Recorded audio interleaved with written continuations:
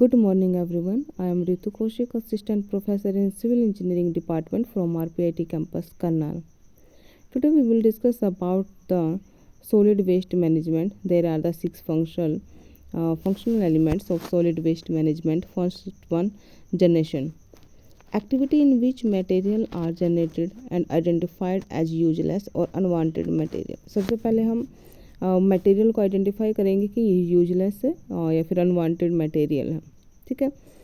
Average generation rate is 0.33 kg पर person per day. 0.3 से 0.6 kg हो सकता है पर पर्सन पर डे। फिर स्टोरेज रहेगी। अच्छा, जनरेट हो चुका है मटेरियल जो यूजलेस है, फिर स्टोरेज करेंगे। The generated wastage are stored near the point of generation for short period and then transferred to community storage bin। जो हमने वेस्ट जनरेट किया है उसको हम कहीं आसपास के एरिया में क्या करेंगे, स्टोर करेंगे कुछ टाइम के लिए, शॉर्ट पीरियड के लिए, और फिर उसको ट्रांसफ़र कर देंगे कम्युनिटी स्टोरेज बिन में। Collection, gathering of stored solid waste and then transfer to community storage bin. और जो स्टोरेज बिन में इकट्ठा किया है उसको हम एक जगह गैदर कर देंगे, मतलब इकट्ठा कर देंगे।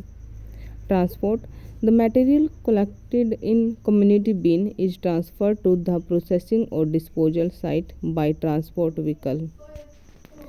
नेक्स्ट है हमारे पास प्रोसेसिंग।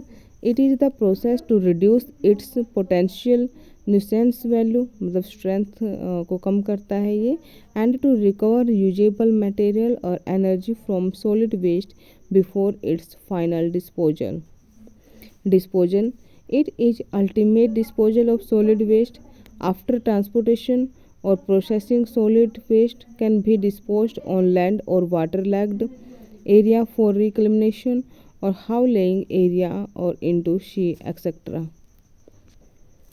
नेक्स्ट रहेगा हमारे पास इम्पैक्ट ऑफ वेस्ट।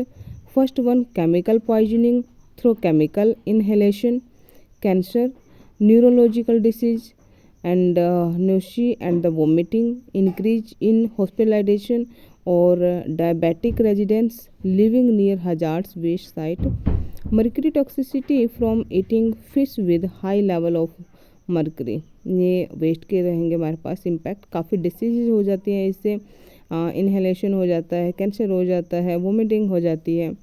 ठीक है।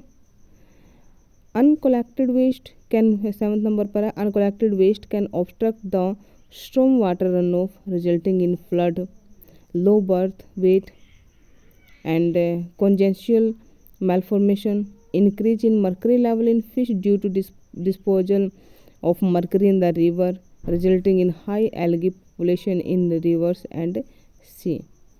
नेक्स्ट रहेगा हमारे पास impact of waste on environment. Environment पर क्या इम्पैक्ट होते हैं इसके। पहला है कि waste breaks down in landfill to form methane, a potent green house gas, changes in climate and the destruction of ozone layer due to waste biodegradable, littering due to waste pollution, illegal dumping, leaching is a process by which solid waste enters soil and groundwater and the contaminating them।